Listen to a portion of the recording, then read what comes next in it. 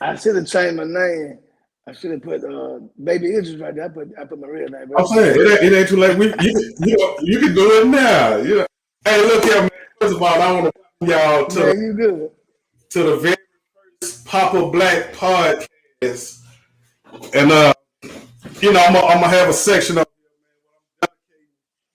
to comedians. You know what I mean? Because I am a comedian, and then I don't watch a lot of my comrades grind for a long time, man. But I feel like they haven't gotten the shine that I feel like they deserve.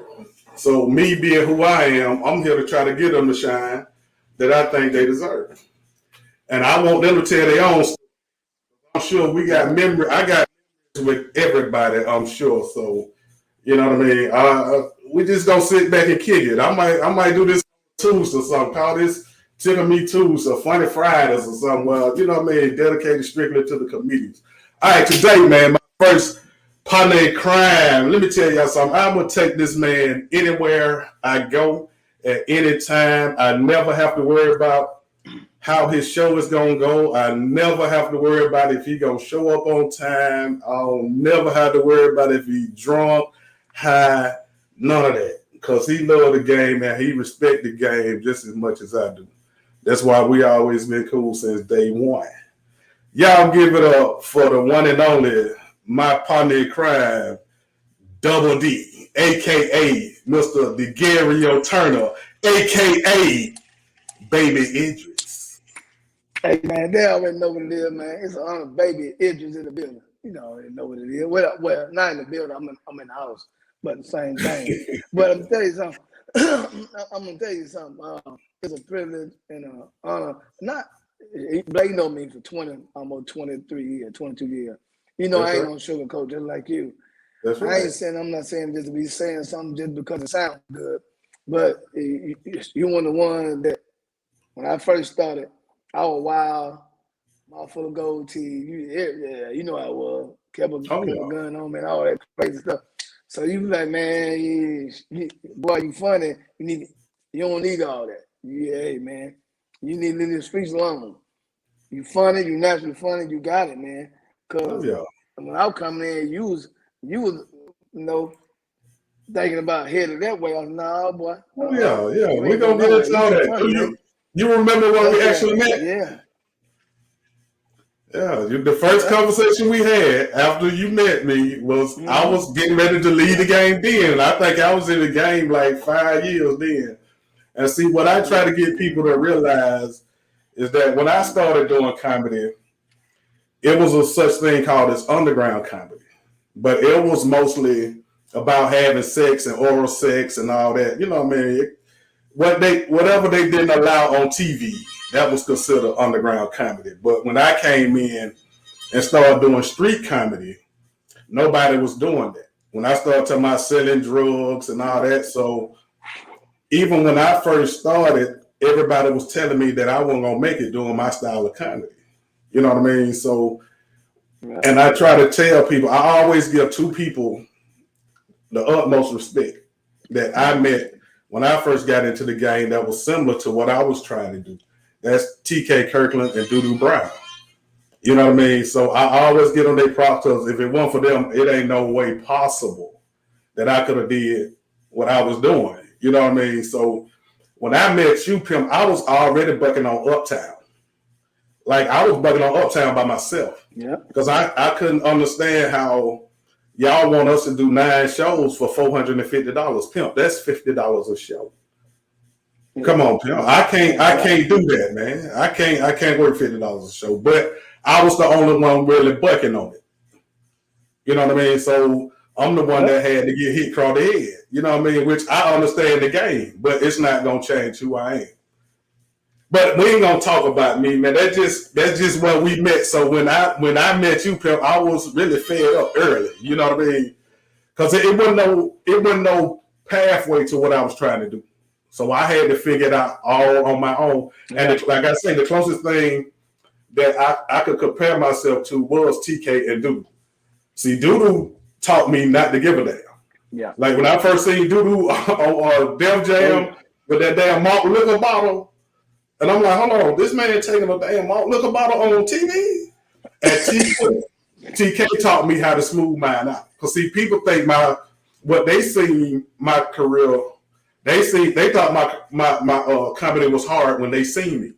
But if they'd have seen me when I first started, they'd have been like, damn. Yeah. Cause boy, I was extremely hard. You know what I mean? But we ain't gonna talk about me today. Just about you, man. I want you to give people your credits, let them know where you from, let them know the shows, all the accolades you got, just whatever you can think of. I know it because it's been a long time, so I know you got a line of credits. But let everybody know who you are, where you're from, and we'll take it from there. Man, like I tell you, appreciate you, man. I really appreciate you having me on.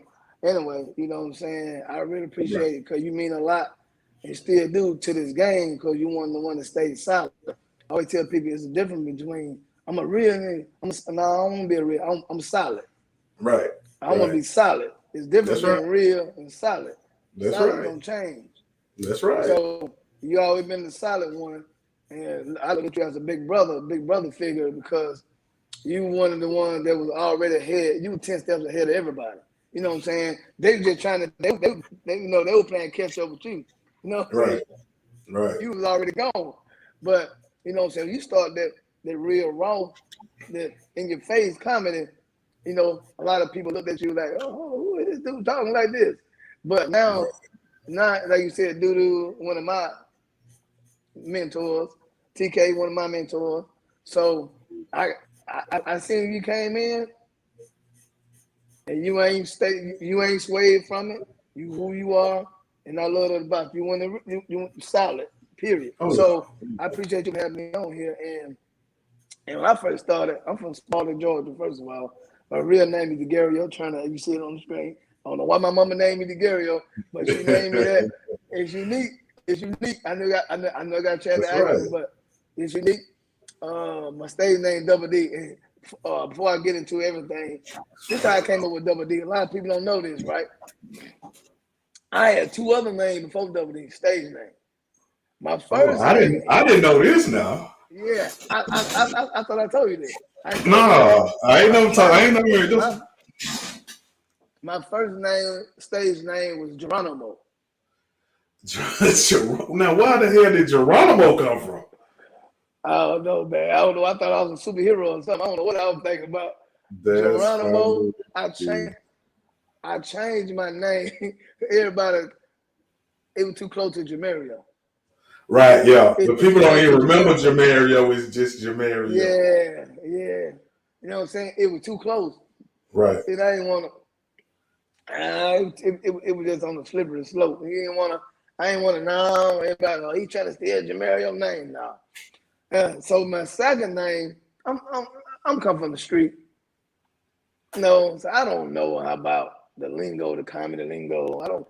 So I had to find my way. That's why I was so happy to meet you, the Keys, Sherman, Tyler, people that embraced me and what I was, because y'all seen it before. You came up the same way I came up pretty much. Street dude, smart, but we had to find our own way in this game. That's right. So Off the Hook was my second name.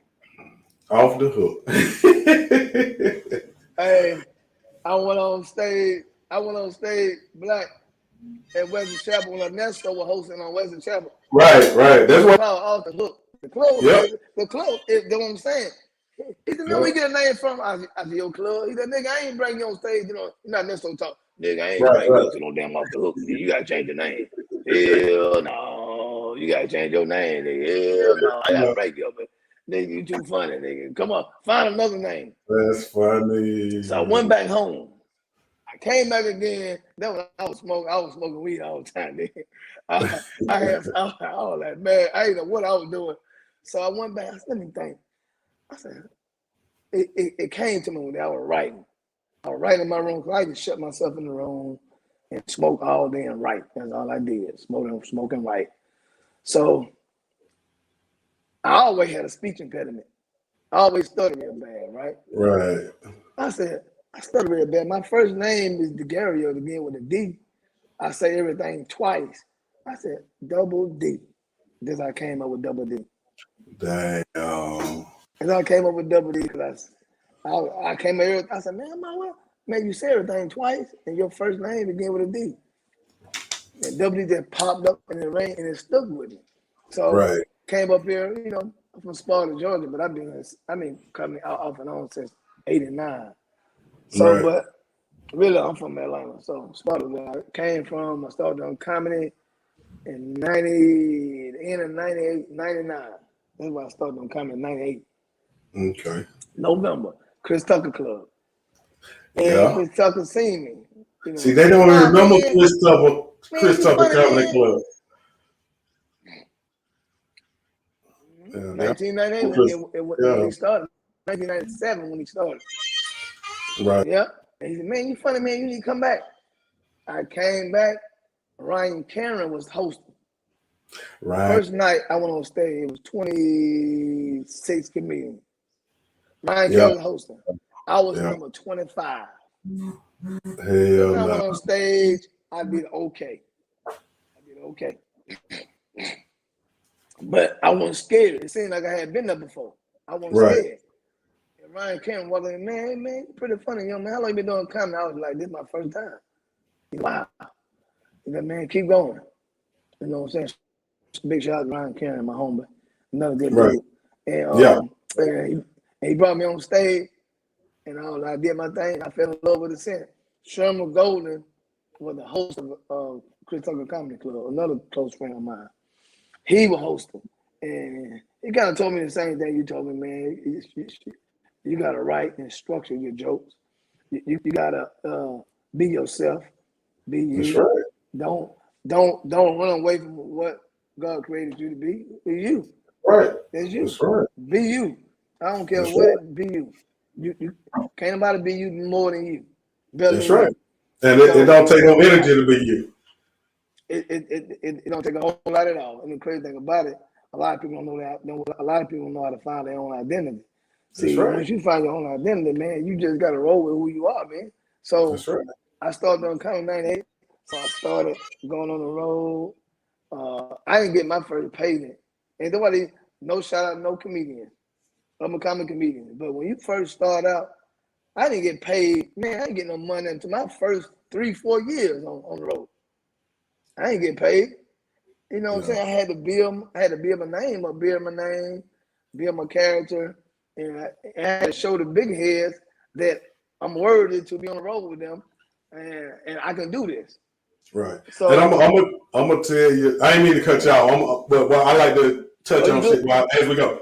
Like I'm gonna tell you, like when we started, amateur comedians got absolutely nothing. But when the comedy act closed and he started the Bruce comedy train. And I told him then, I said, hey pimp, I say, just think how much these comedians will follow you now for free. I say, what if you start getting the comedians like $25? Just some gas money. And when he did that, pimp, we had a line of comedians followed us all around the city. We had about out of 7 days, I know we probably had 5 or 6 clubs that we did every week. You know what I mean? And that kept Right. everybody polished. But then what it did, it made the younger comedians come in thinking that they get money off top. And you don't. And I always told Yep. them that, pimp, you got to be in your fan base. I don't care how funny you are. You got to be in that fan base. It ain't about how many people are coming to see Right. you for free. It's about how many people are going to pay to come see you. And that's when you can start determining, Right. or you can start asking for a certain amount of money when you got some people that's going to pay to come see you. Go ahead, pimp. I like to break shit all the way down. Go ahead. You right though. No. You're absolutely right. That's exactly what it is. Now the internet made it so Yeah. it made it so easier for Right. comedians now. And don't knock once again. I'm not gonna bite my tongue. I'm gonna Right. be Of course. honest. Right. And it made it so much easier. If we had social media on this platform back when we was coming up, Oh boy. we had it like that, man. Boy. We all be rich. Right. We'd be filthy rich. Oh yeah. And Oh yeah. so we have a bigger platform because now, we got a lot of creative comics comedians that's on the internet. I can't take anything from those guys. They are very creative. You know, Right. it just they got to be able to kind of knowing how to take that internet presence and take it on stage. When you're doing comedy on stage, the internet is totally different. It ain't the same laughter. You know what I'm saying? You got actually people in the crowd waiting on you to tell jokes. So you got to Right. be able to structure your set and boom, and do an actual set. Because people came to Right. see you, you know, be funny because they see you on the internet be funny. So you got to be funny in real life. But Right. I look at when we came up, I ain't never been the one to hate on nobody. Cause I ain't never put nobody down. Cause what for me, what for me, what for you, for you. That's right. You And gotta that's keep what going. people don't understand. That's what No, you your gotta keep lane. You got to stay in your lane. stay in your, And I find and your I lane, stay in. and I tell people all the time, man, the hard part of life is really simple. People make life complex. The hardest part of life is to recognize what's for you. And what's for you, you don't have to work as hard for. You know what I mean? If it's not meant for you, that's why you killing yourself trying to make it work because you genuinely know that it's not for you. But you try to Yep. prove to yourself that you can make it for you. And it ain't gonna never work. And you're right. And you can tell it's organic Right. when you ain't gotta try Right. as hard. When it's That's right. organic, you already know it's for you. When you forcing something, man, one other thing I learned about life, not just comedy and life, you don't want to make no decisions out of desperation. That's right. You That's don't right. want to do nothing out of And desperation. and out of Your emotion. heart, And out of how emotion. your emotions. Yeah, if you do it out of emotion, and I tell women this all the time, like, baby, y'all will say, damn the world for nothing just because you mad for 5 minutes. And then 10 minutes later you happy again, but you can't fix what you don't say damn the world with. You know what I mean? It's gone. Nah. You know what I mean? So you can't make decisions out of emotion. But that tongue powerful, boy. Yes, sir. Once Yes. it out there, ain't no bringing it back. That's right. It's already That's out right. there. So And I so it come the game. Go no, go ahead. ahead. Go ahead. Now I was just gonna say Go ahead. I tell You go ahead, bro. people I try to tell people that it takes the same amount of energy to say something negative as it do to say something positive. So why not say something positive instead of negative? You'll get better results because if your thought process is negative, Right. that's all you're gonna get is negative situations with bring negative answers to your situation. So you gotta think positive and talk positive. Fact. Hey man, tell everybody what all the shows. Man, you got to. Well, you got a long list of Huh? credits. I said, tell everybody what all the shows you done been on, man. You got a Man, list of credits. man. You know I'm humble, Black, but you know me. We Um, talking, man. This me and you Comic talking. Just like View. I know. Comic View. Ooh, 5-time Comic View. Bounce TV. Fatal Attraction. I played the serial killer on Fatal Attraction. I had to leave the role. Had to, had to go to a dark place because yeah, everybody know me. It was like, man, this right, dude doing that type of role. I had to put myself in a dark place because like on the rerun, I mean the reenactment. Me, I was a white. It was just a dude from I think St. Louis, Kansas City. He was married with 4 kids, and he was married with 4 kids, right? And they lost. I guess him and his wife fell out of touch with each other. Then she wanted to start getting a young man, and she seen him at the store. He come in and flirt with her and all that. So he started. I guess they started messing around, and I snapped. I found out. I guess so. I had to reenact the scene of him killing his wife and act like I didn't do it. You know what I'm saying? Ain't that yeah, worse than showing up there? Babe, I'm sorry. No, nigga, you the one killed her. Now you right, acting all emotional, but that's right, had going to a dark place. I played that role, and it was so funny. After I played that role, Black, everybody was calling me like, "Man, we just seen you on TV one killing your yeah. wife." And I know, nigga, that's the same guy, dude. So they thought I had killed my wife for real. So, Oh my God, man, that's get what, Black? funny. At the time, my money was up and down. My money was Right, up and down. I had to go drive Uber because I was driving Uber. I drove Uber for 2 years right, right. and Lyft. So I'm driving Uber one day. I'm looking back, picking, this lady up. I look back. She was looking at me the whole time through the rearview mirror. And she Oh, talked, that and she is like, funny. she kept looking at me. I'm like, what's wrong with that? She like, how you get out of jail so fast? I like, Hey man, I don't know why people put so much into what they see on TV. And then it tells you at the beginning of the show, this is a reenactment. You know what I mean? Come on, man. And then you calm. You don't killed your wife, but you just drive around. You driving Uber and I'm Lyft. driving Uber. Is it nice and calm? Black. But get what up, Black? Funny. Like you said, it was a reenactment, and they didn't know, she didn't know that, it's acting. So me messing with her, right? So I was messing with her, right? Of course. I seen her looking at me. Guess what I did? I messed with her. Get about it. I locked the door. Oh, boy, I would have screamed. Boy, I locked that door, boy. I would have screamed. Man, she was like, oh, hold on, man. I was like, baby, this is acting. I was acting. It's a true story, but I was one of the actors reenacting what he did to his wife. I'm not I'm not a killer. I just acted the role of a killer.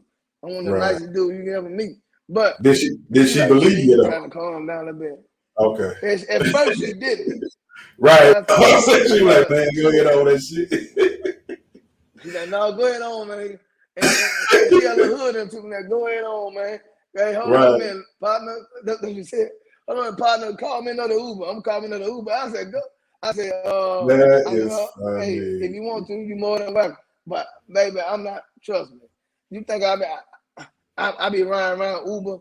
I'm trying to chilling. After I kill my wife, really? Really? Yeah, people crazy, man. They so caught up with this TV. So I did that one. Tell a lie to your vision. That's right. That's right. That's right. So I did Nick Cannon, Like a Boss.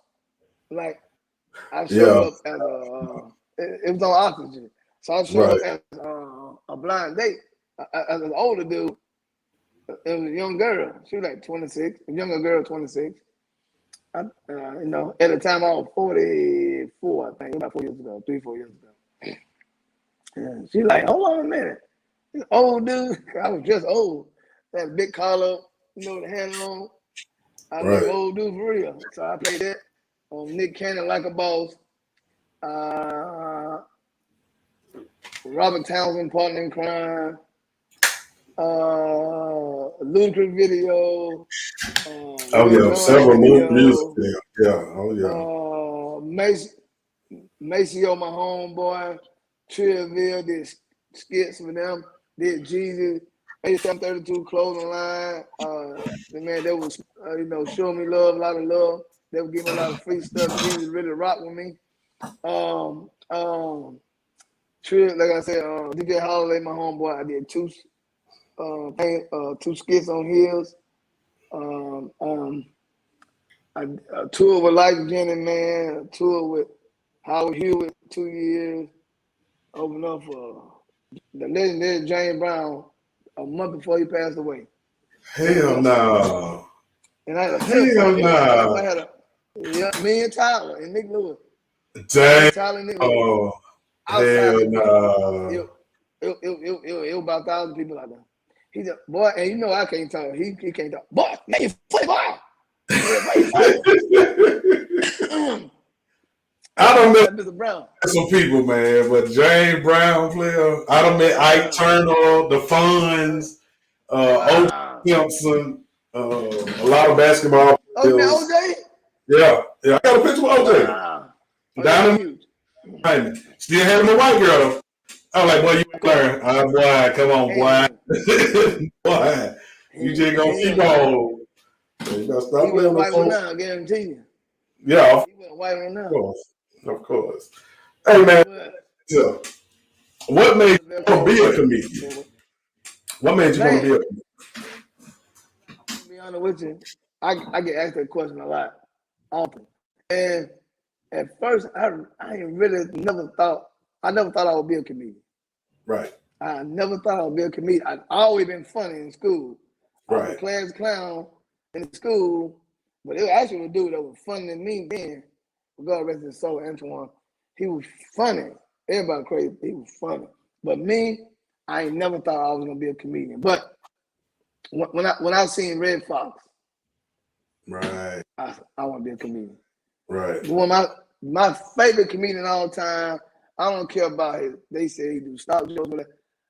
Red Fox is my favorite comedian all time because not just his ability, it's just his realness. He's solid. He's a solid individual. Right. He put people on. He put his people on. Right. Yeah. And he wasn't afraid of his cast. That's why I respect him. Right. And see, people don't realize Leroy Skillet, them was real homeboys. People don't realize that, man. You know what I mean? Them here real homeboys. No. And he put them on. Right. Half the people on there were comedians. You don't see too many comedians do that now. Nah, man. We too worried about each other. Skillet. Right. All them comedians. Or the Asian dude, or Mr. Miyagi, he was a comedian. Yeah. Stand-up comedian. The licensed dude with the goat. Always had the goat, Puerto Rican dude with the goat. Yeah. Julio. Stand-up comedian. Yeah. Julio, he's stand-up comedian. All those stand-up comedians except Rilo and Ned Del Wino. Yeah. Woodrow. So Woodrow, he was Ned on good time. Everybody, yeah, Ned. Yeah. Everybody else was comedians, stand-up comedians. Right. Now, how confident you got to be to have and Marlon, and what I love about Marlon too. Marlon he had a funny cast. He easily could have been the second funny person on that show. On the Marlon show, he had so many funny people around him. Right. But see, you got to be right because a lot of them not confident in their ability. Like you got to really be confident in your ability to other people on that's doing the same thing that you doing. You know what I mean? And most people like entertainment. Most of everything, but definitely entertainment is built on ego. You know what I mean? Now ain't nobody finna let you outshine them. You know what I mean? And this is the problem I always had with me. I never really on with the comedians as a whole. I always had a couple of people that I really mess with, like you, the Keys, JJ, Gerard, Smokey Dees. You know, they out in LA now, but for me, early in the game, when I used to watch the comedians sit there, and I never been into video games and all that, but I watched them play video games, and a promoter will call one, but he might be looking for the other. The other one sitting right there beside you. You'll tell that promoter you don't know where he at. Hey, I can't be in your face all the time. Like we friends, but you doing this type shit, man. And what I always comedians to realize that all comedy clubs, all comedy shows need comedians. Why would you want to put your homeboy on when you know you can't make all the money, and then somebody got to go there anyway? So you really tell me that you rather a stranger that you don't know come and get the money before your homeboy spent? That ain't never made sense to me. You know what I mean? Nah, man. You're right though, Black. It don't make sense to me, man. Everybody ain't built. Everybody ain't cut from, the cloth we cut from. So right. You know what I'm saying? But these days, man, you were thanking people to reach out and reach back. But shoot, we out here now, boy. You gotta get out here and get it. Gotta get it on your own. Big shout out to Lavelle Crawford. Big shout out to Lavelle Crawford though. Yeah. And for me, it was Bruce. You know what I mean? Like Bruce took me everywhere for 8 years, man. You know what I mean? So it really, and I learned so much from him that he didn't even realize I was learning. You know what I mean? Because you know me. I go somewhere and if I don't know the people around me, I'm usually quiet as hell, and I just sit there and observe. I listen. You know what I mean? So if he taking me with him on the steps to him blowing up, okay, that's giving me the opportunity to learn how the game go. You know what I mean? And that's why I used to always talk to you. Whenever I find out something, you the first person I call. Look, man, These white folk don't even know who we is, man. I don't care how big we are on the black circuit. They don't even know us. You know what I mean? And I seen that watching it with him because Pimp, when he first really started taking off was when after New Orleans.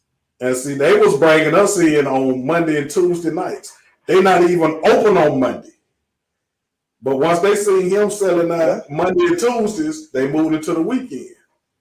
You know what I mean? So and I was telling everybody, like, look, man, they don't know nobody up on the Bruce, Earthquake, Samoa, Monique. They don't know nobody up under that. You know what I mean? And they told me themselves, you really got to blow yourself up before, you know what I mean, we deal with you. But my mentality was, okay, if you're not going to deal with me until I blow up, why would I blow up and then come to you and let you eat off of me when I done did all the hard work? Exactly. Nah, I'm cool. Fact. Yeah. Well, hey man, it's that we always talk about, Black. You gotta, right. man. You gotta have faith in yourself. You gotta have That's faith right. in yourself, man. That's Cause right. I don't care who you are, your mama, sister, brother, wife, brother, whoever. Ain't nobody gonna believe in you like you believe in yourself, man. That's I know right. it sounds so cliche and so, yeah, man. Ain't nobody gonna believe in you like you believe in you, man. That's You right. must believe that. That's right. That's right. I had to trust me. Yeah, I took my job myself, So, My family didn't believe in it, even when I got on TV, bro. And I love my family to death, man. Like my daddy, he didn't believe in it at all. He old school. You know what I mean? So I understood that. You know what I mean? The era that they came up in was get you a good job and work there the rest of your life and reap the benefits of it later on. And what I was trying to get him to understand was, hey, cat, them jobs ain't out here like that no more. You know what I mean? Working on a job 20, 30 years and retiring, hey man, I'm sitting here looking at how they already talking about social security ain't gonna even be there by the time we get there. Okay, so why would I sit here and invest all my time into all the social security and all this, but then when we get there, we need it, they talking about it ain't gonna be there. You know what I mean? And me and my dad had a conversation before he left here, and I told him, I said, hey, Cat, this is a conversation I think we need to have, and I know I think you need to hear it. You know what I mean? And I was like, look, man, whatever choices your kids made, hey, man, that was on us. You know what I mean? You did your job as a parent. You know what I mean? You always been A1. You ain't never been no drunk, no alcoholic, no drug addict. You know what I mean? You always been A1. Always been A1 as a provider and all that. So, and I asked him, I said, Cat, let me ask you this. Have we ever had anybody rich in our family? And he was like, nah. I said, well, Cat, that's what I feel like I was put here to do. I say, one thing I know for sure, man. I know that we're not going to ever get rich just working ourselves to death and dying. That ain't living to me. So I'd rather sacrifice my life to see if I can make the people coming behind me live a better life. You know what I mean? And I say, because I learned in the 4th or 5th grade that if you making $40,000 to $50,000 a year, whoever's paying you, they're making $100,000 to $200,000 off your year. Right. The only difference between me and my family is that I would rather be the person that's making $100,000 to $200,000, paying somebody 40 to 50 to do it. They'd rather have the safe life and have to get the 40 to 50. But I don't knock nobody for how they live, because the way we go, Pimp, it's not easy and it's not for everybody. Right. You know what I mean? Right. When we have some trauma in our life, Pimp, if we got a show, guess what? You got to put that trauma to the side, Pimp. You know what I mean? You got to go out here and still make these folks laugh. I don't care what you've been through. The people don't care. Yeah. You know what I mean? Like, my baby mama passed away, man, back in 05. And I remember. She passed away. Pimp. I was getting ready to go on stage in Houston, Texas. My daughter called me. I had like 3 minutes before, in between shows. I'm finna ready to go out there. And I couldn't even talk to her. Pimp, that broke my heart. She was like, Dad, my mama just passed away. I said, hold on, baby, stop playing. She said, no, Dad, I'm serious. I said, well, boy, God damn. I say, well, boo, this gonna sound kind of messed up. I say, but I can't talk. I said, I got about 450 people waiting on me to come out here and make them laugh. And if I talk to you, boo, it's gonna tear me up. I'm not gonna be able to do it. It's over. You know what I It's a mean? wrap. So, and she was like, I said, but boy, if you give me 30 minutes, I promise you, I'm gonna call you right back and we gonna and get it all straightened out. And she was like, okay. But Pimp, to this day, 16 years later, man, it still bothers her. Our relationship still ain't never been the same. You know what I mean? So those are some sacrifices that we have to put up with to make everybody else laugh. And see, people don't understand that, man. You know what I mean? Like they say, comedians are some of the most traumatized motherfuckers in the world, and that might be true. You know what I mean? I believe that. Facts. But we all have Facts. to take trauma and transfer it into something positive and make people at least smile, at least for a few minutes. You know what I mean? I ain't trying to change your life, but for the 30 minutes, the hour that you sit here listening to me, I'm trying to at least make you smile, laugh, or something. If I can get one laugh out your shit, my job done. You know what I mean? So, hey man, it's a hard game, but it looks so easy sitting out there in that audience. And a lot of them are saying that, oh, I can do that. But Buck, once you get that microphone and you in front of people that don't know you, and black people don't play the radio, Pimp. When they come to the comedy club, you better make them. That's the attitude they have. And see, that's what I love about coming up through 559. What 559 did was prepare us for any type of. Okay. You can hear me? I can hear you better. Yeah, I can hear you better now. And see what 559 it prepared us for any type of crowd, man. You know what I mean? So that's why I take a lot of pride in giving 559 they credit, because people don't talk about club like the 559, man. You know, man. But you had to be a real soldier to come through the 559, Pimp.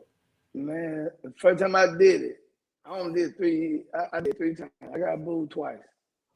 Oh yeah. The dude booed me with cocaine. Dude had cocaine in his nose, booed with me.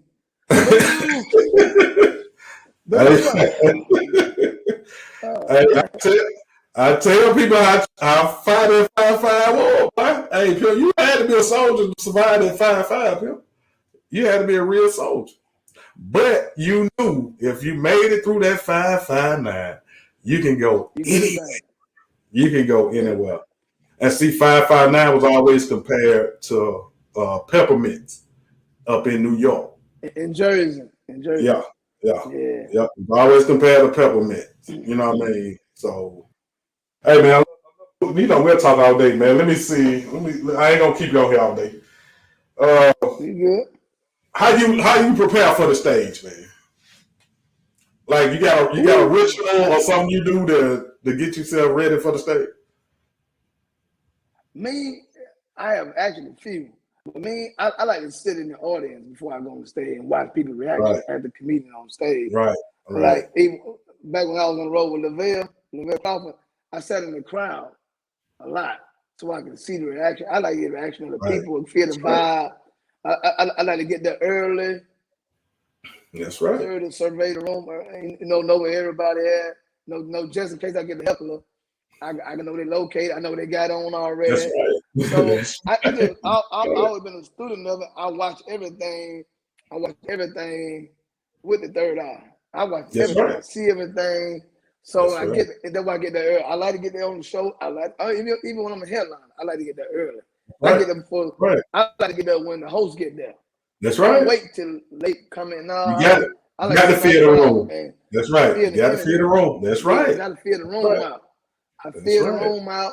I see everything, and I go just meditate before I go home, and I'm good. Right.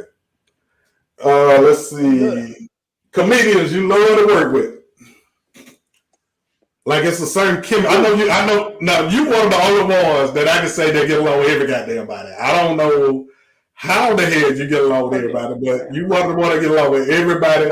Ain't nobody never, ever got nothing bad to say about you. You know what I mean? But who do you like a certain chemistry that you got that you like when I introduce you, like you, JJ the Keys. I ain't never worked with Carlos, but I know, you know what I mean? I can tell by his vibe. Like, it's certain comedians I know. I don't care. If they're on the show, Pimp, I ain't worried about the show. You know what I mean? And you can go anywhere in the line. Oh, yeah. I ain't no crazy thing about black. There's a lot of them, though, that I like working with. Of course. Give me five. No particular. You know something to you. Oh, okay. You know, of course, you, the Keys, Bill, Sherman, Marvin Dixon.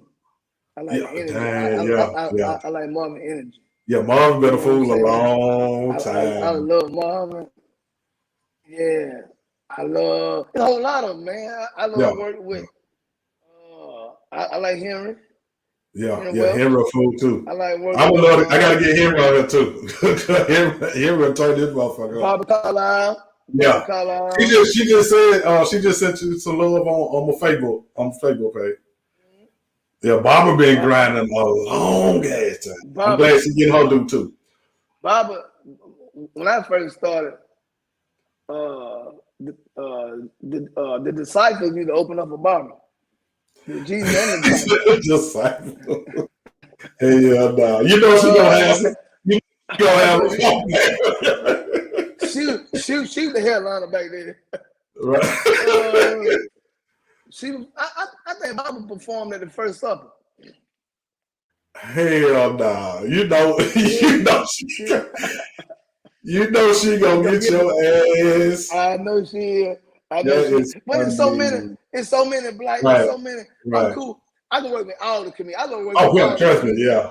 You know what I'm saying? Because I know how I know once you learn everybody's temperament, and that's why I'm able to get along with everybody.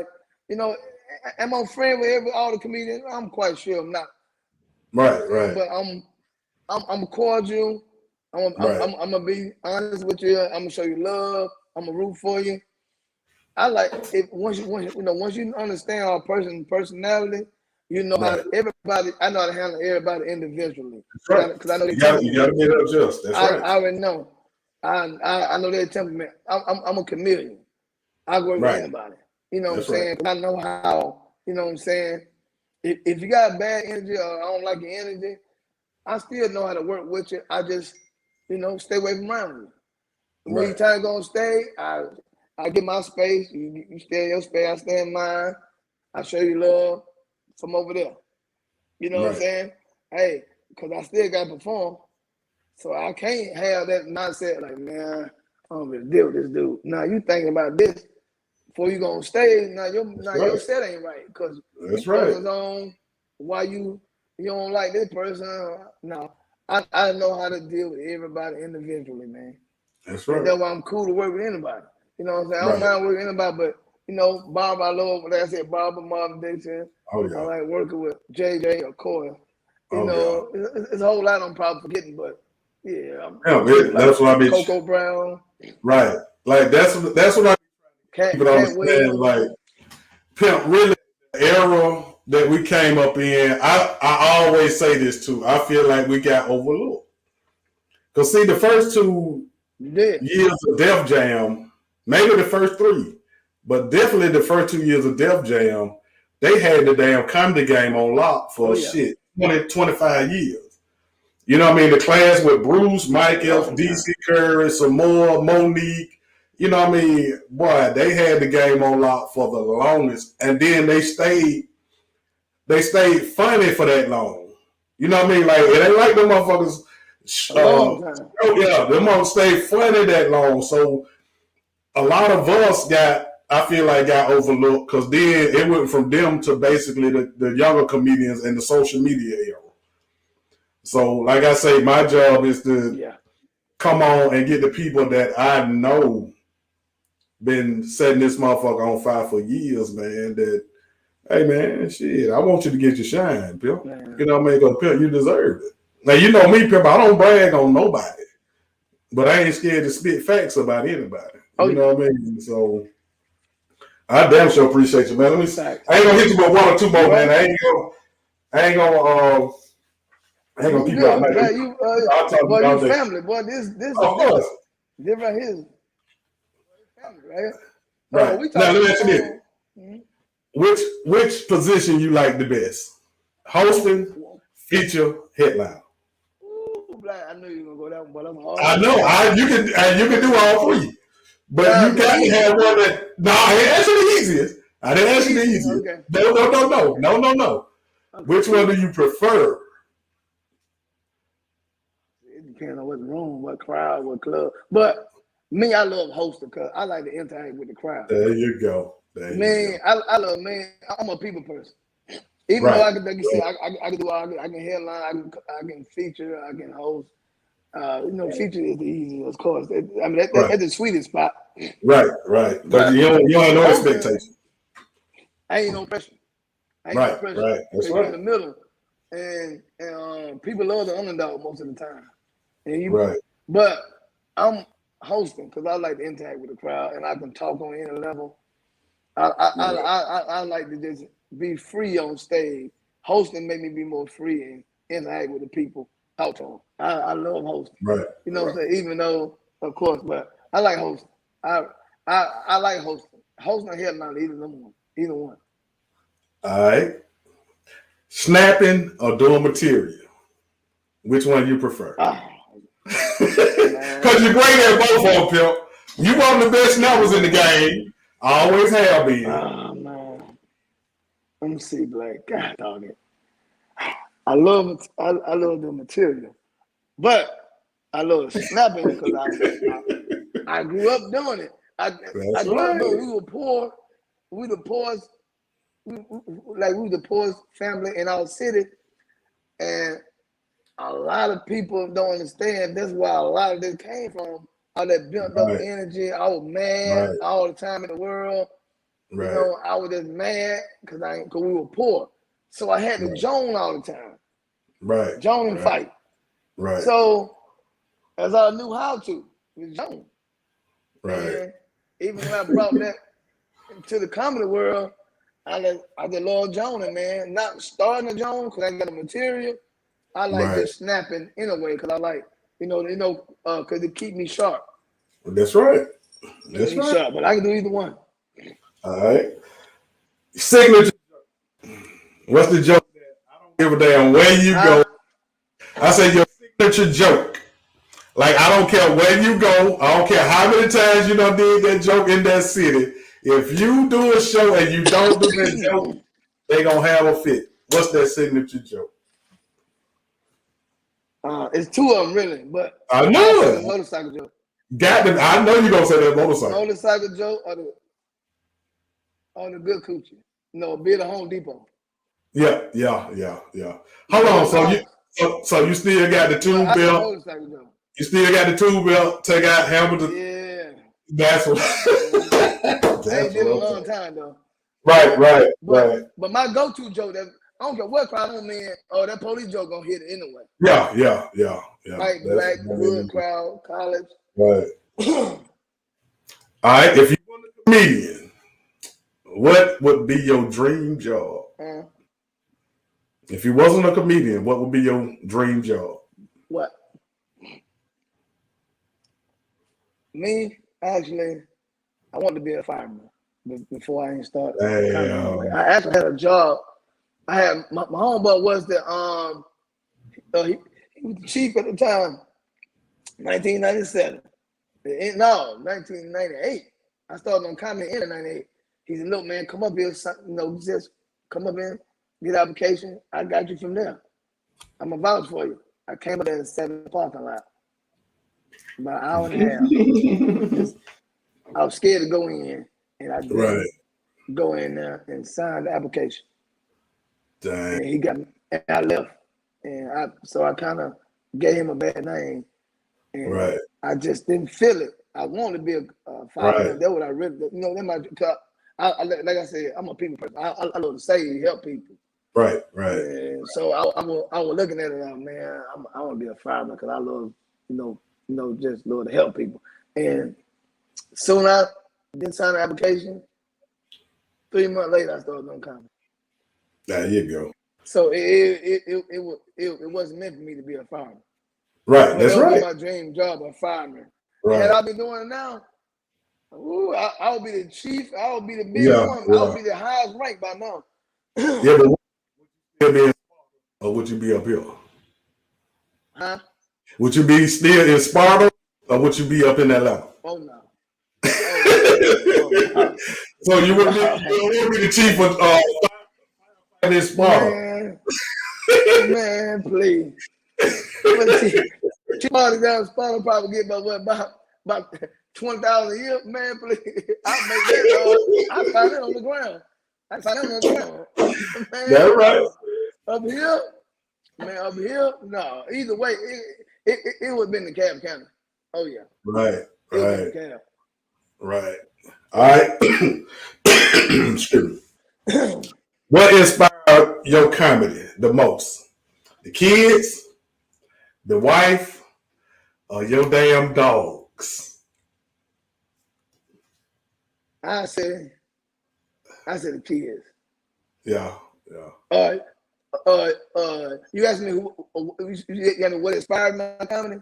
Yeah, I'm saying like where you get the most of your comedy from? The kids, the dogs, or your wife? Ooh. Because you talk about them dogs all the time. All three. My whole dog. I say all three. You know what, Black? I mean I can't. This is the only question that I can't answer because they all. I get my whole set now. If my wife, my kids, and my dog. Everybody know me. I'm an old daddy with young kids.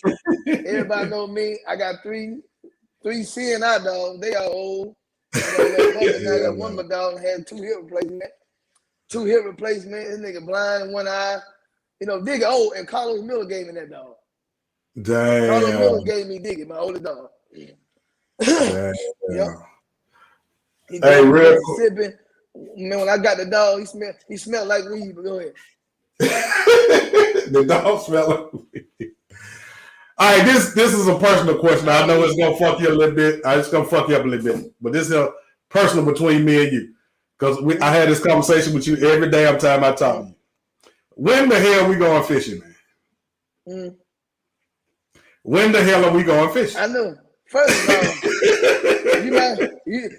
you my big brother. Can you fish? I know you. Can you really fish, or you just want to come with me? No, I'm saying like I'm not you. But, we don't went fishing one time, I think. I know. I tell you, you ain't got to know how to fish with me. It just around me, man. So I tell you what I'm gonna do. Why? I love to fish.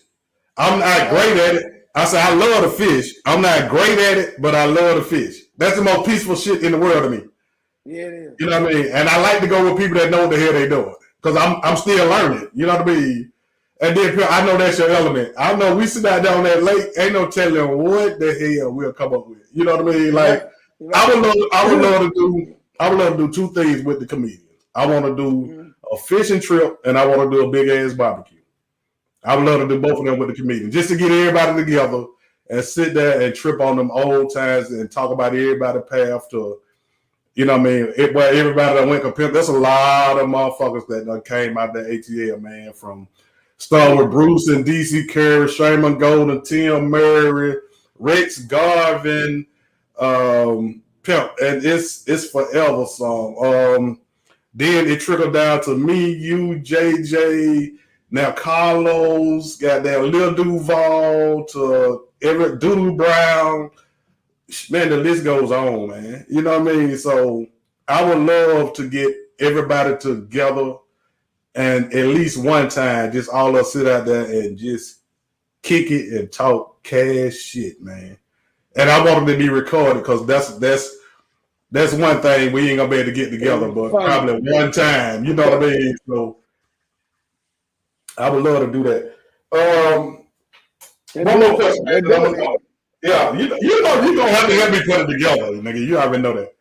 Let's see, we've been on here right at about an hour. Like I ain't gonna give them everything because then we ain't gonna have nothing to talk about next time. But we just get started. Any shout outs you want to give, man, before you go? Man, shout out to man. Oh man, big shout out to all my people all my true fans that's been with me, riding with me since day one, man. Like really genuinely love me as a person and love my comedy. Big shout out to all my fans, man. All my ride or die. Big shout out to my wife that push me all the time, that go harder, even when I'm thinking about giving up. Doing that shit. Big shout out to my wife, Nicole. That's right. Big shout out to Black.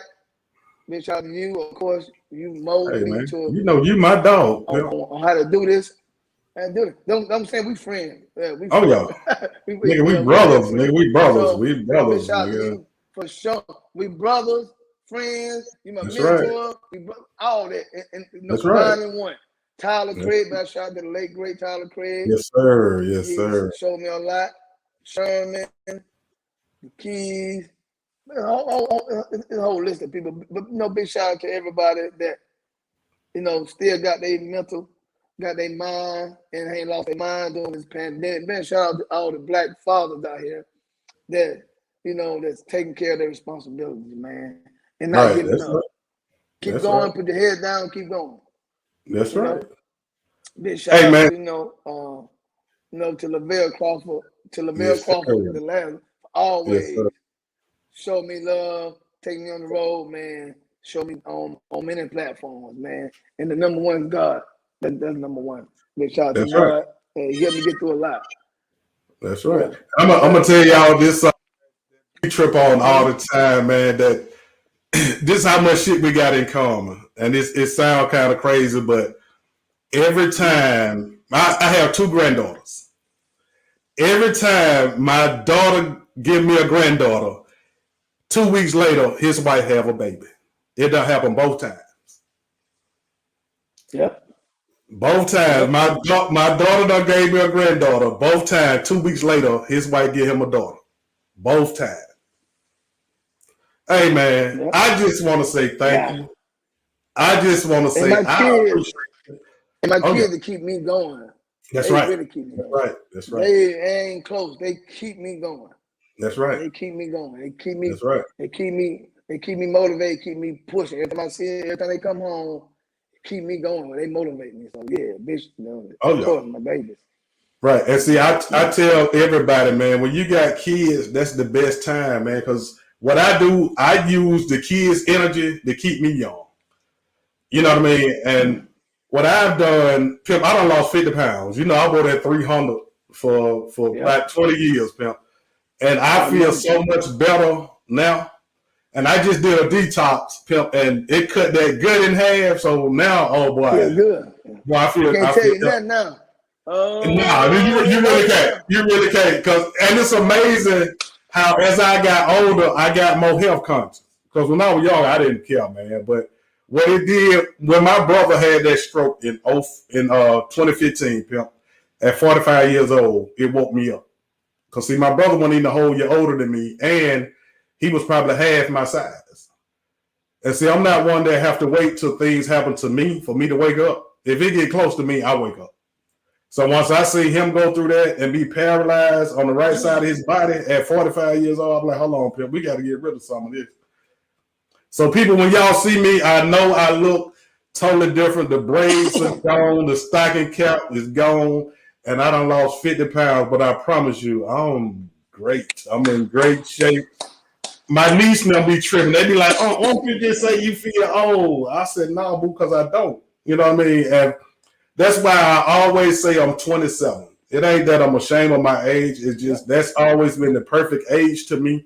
And that's always the mind frame I want. I want to be able to move around like I'm 27. You know what I mean? And I listen to people. That's how you feel. Right. And see, I listen to my friends and my family too. And all of them, I'm old, man. I'm old. I feel old. Hey, that's why you feel old, because you keep claiming it. Stop claiming it. You won't feel it. And Cuzzo, I see you, Cuzzo. The foot soldiers. I see you. I told you I need some tracks, man, because I need an intro song. So I need some tracks, cuz. Hey, once again, man, I want to thank you, man. It's been an hour. I'm not gonna hold up your day because I know whenever them girls get out of school, Pimp, they gonna get all your Yeah, attention. I'm And about to hit them. I love the fact Woo. that you're a great dad, Pimp. You know, I've always been a family man. I love the fact you're a great dad. And once I again, Pimp, learned I from just you. want to thank you. I watched you for years. Hey, man, boy. Hey, and it ain't as hard as people think, man. You just gotta have your game plan, and you gotta have somebody that's working with you. So again, man, I want to thank you, man. I'm not gonna hold you up, and I promise you, we will do this again. Y'all get up for my dog, the one and only, the very funny, DeGario Turner, a.k.a. Double D, a.k.a. Baby Idris. Baby And Israel. hey, man, and to the world, this is the beginning of the Papa Black podcast. And guess what? Y'all be easy. Here it is.